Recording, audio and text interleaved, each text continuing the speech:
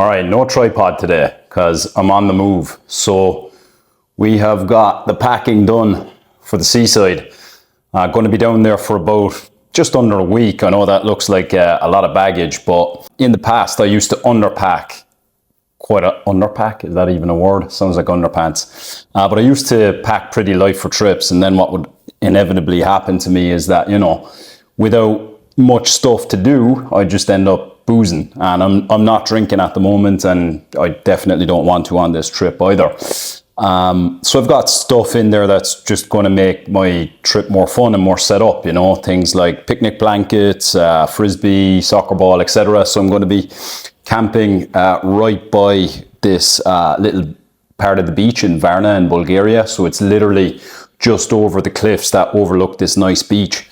And funnily enough, that beach is actually a nudist beach, which didn't realize the first time I went there, I promise. But I did knock some naked sunbathing off my bucket list, and I'll probably do it again. It's pretty freeing, to be honest. So yeah, that's the plan of action. So for the rest of the day before I head away, I literally just got to give my buddy an office chair that he's picking up, meet up with him. He's actually my mentor as well in my business.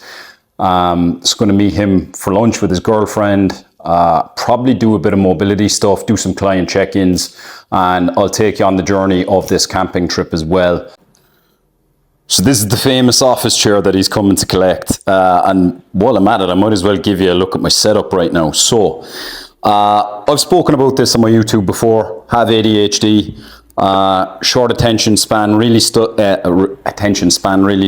to focus. So what I've settled on is I need my work setup to be very minimal, right? So there's not a whole lot here, even like this stuff, like, this stuff here that can actually move to the tool section, right? So another key part of ADHD is that if things are put away on me, I literally forget that they exist. So like I actually need all of my tools, this can be tidied a little bit, but I need all my tools and my equipment essentially in plain sight. I don't need things put away in cupboards or in drawers because my brain will literally forget that they even exist. As you can see, the TV has been put into the naughty corner because, again, with ADHD, environment is just such a crucial setup, and I feel like this is actually true for a lot of people. But I know that if that TV is sat in front of the couch, I will just, habitually turn it on every single evening, even if I don't consciously want to watch Netflix. It will happen. Instead, I've got my goals listed here. Very, very conservative goal for over the summer. It's always the slow months for online training. You see some salt lamps scattered throughout the apartment, as well as some plant life. So the plant life is simply because people feel calmer and healthier when they're surrounded by greenery. Sofia is a very green city, but it's also a fairly polluted city. So the plant life as well helps to, clean the air, and they're all pretty much low maintenance plants. I have some like ring lights and kind of like little reading lights just scattered throughout the place just to cue me reading more. The salt lamps are to bring down the mood at night so that I don't have to rely on harsh fluorescent lighting before I'm trying to go to sleep. Over here, another sleep hack. So this is where this little stool here, it's not because I have trouble reaching the bathroom sink. This is actually where I plug my phone in at night, about an hour before I go to bed. If I've got my alarm set and I'm remembering that. And then I keep the phone outside of the bedroom so that in the morning when I wake up, I'm not cued to spend an excessive amount of time on the phone. More reading lights here, next to the reading chair.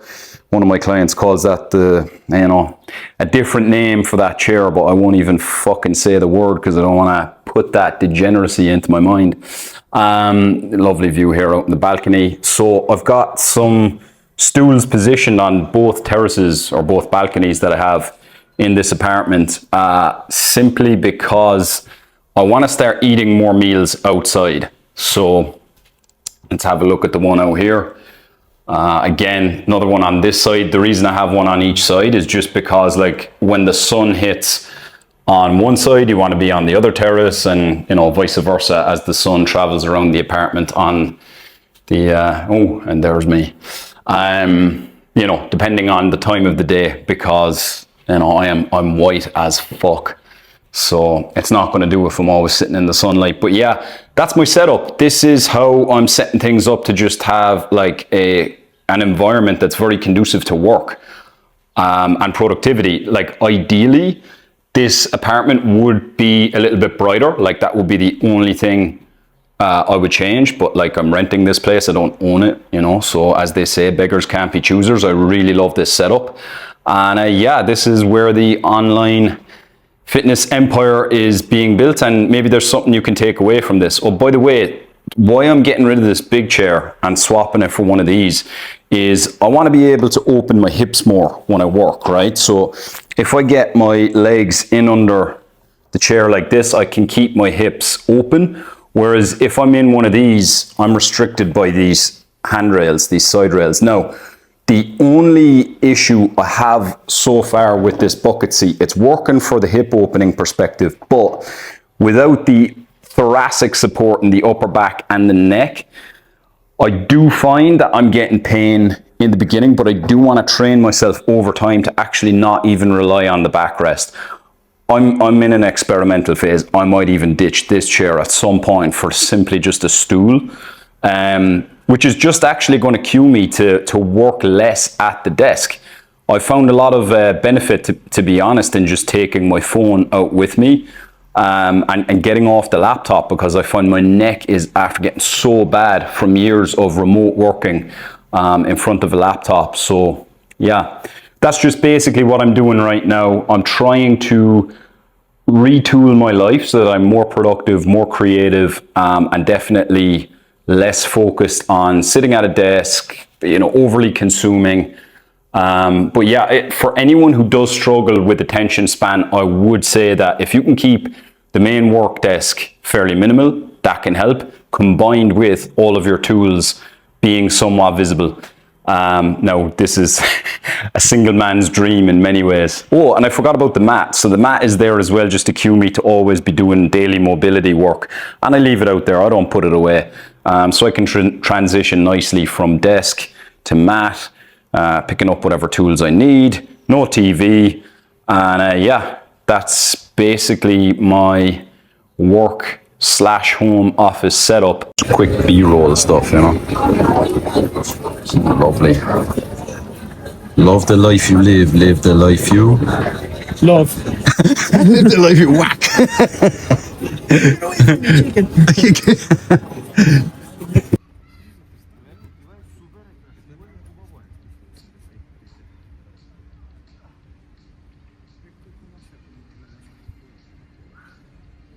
All right, so client work done, meeting with mentor done. Decided to take the rest of the afternoon while I'm waiting for my night train to basically just hang around the park here, South Park in Sofia. Absolutely amazing. Got in a little bit of an outdoor workout, 6 p.m. in the evening. I'm pretty sure I got my back burned. No sunscreen. Didn't think I'd need it at this time, but apparently I'm that white. So that'll be fun. Straight into the aloe vera, I think.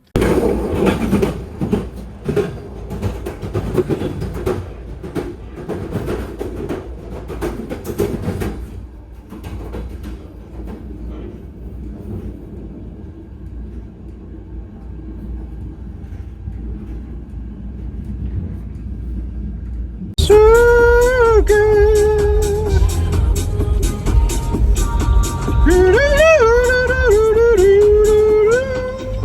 So annoying. He loves it. Day one at the campsite. I'm really happy to be down here again. So this campsite is just south of Varna in Bulgaria, where I've stayed last year, but decided to come back this year because it's just such a great way of getting into nature and just switching off. I know it, I like it, and yeah, I'm happy to be back. So night train experience was a pretty funny one, because last year when I had done this, I had booked it with my ex, and we booked the first class sleeper cabin, right? So we had this like room essentially to ourselves, where there was like these 2 bunk beds, but it was all to ourselves, and I just kind of took it for granted that when I was booking this first class ticket again, that I would be on my own. And I come into the room and there's just this big burly Bulgarian dude stinking of cigarette smoke who was just like speaking Bulgarian to me. Really nice dude, but it just threw me because I got like these images of, you know, you get into your jail cell and you realize that you preferred your life of freedom. But once I got over that initial thought, yeah, it was actually great. I had a good time because I just slept the whole way through it. Now, obviously, I had to take things like my wallet, my keys, whatever, and just kind of make sure they were close to me at all times, even when I was sleeping, because I trust other random people to a certain extent, but not that much. But yeah, great way of traveling if you don't mind those kind of things, and you're up for a little bit of, you know, if your risk appetite is a little bit high. I do like traveling that kind of way because it cost me very little money. I think it was about 30 euros or something like that and that's return, I think. Something around that, 30, 35 euros. But that's a return trip that takes 8 hours to get across Bulgaria to the seaside. Sleeping overnight, and yeah, I slept the whole way through it. So came here then well rested, and I didn't miss any time, because sometimes when you're flying, that's a whole day, and then you get there in the evening, you're all out of sorts, and even the next day you're playing a little bit of catch up. So taking that night train cut all of that out, and I was really happy. I finished work on the Friday, got the night train down, and then wasted zero time. So I'll be doing that again. So yeah, the campsite then itself doesn't have much in the way of training equipment, which I knew because I had been here last year. So my plan is, while I'm here, I'm only here for 4 days, and I don't want to spend my whole time being on the same kind of routine that I am when I'm back home. And this is what I'd suggest to any of my clients, is just dial down what you're doing. Don't stop completely, because you'll end up coming back feeling like shit and like you have to go through all the pain again and that's starting all over again. So what I settled for is I'm going to do one full body split, and I'll do that probably twice while I'm here for the 4 days, maybe 3 times depending on how I'm feeling, and that will basically be it. And then when it comes to eating, I'm at like about 3,200 calories right now to maintain my body weight, right? And I'm maintaining a pretty lean 76 kilos at that 3,200 calories, right? So what I'm settling for is that I would typically, if you average that out, that's 4 800 calorie meals a day. It's quite a lot of food. So I'm just going to basically pig out in one meal and then in another meal during the day. So like 1,600 calories each meal. Let's say 1,500, and then that allows me, like, you know, the little sugars in the coffee and stuff like that throughout the day as well. But that's what I've settled on, where I can go out to restaurants and kind of pig out, but then I'm also not letting my whole day being controlled by where the next meal is coming from, which, yeah, I think that's going to be a good approach for me.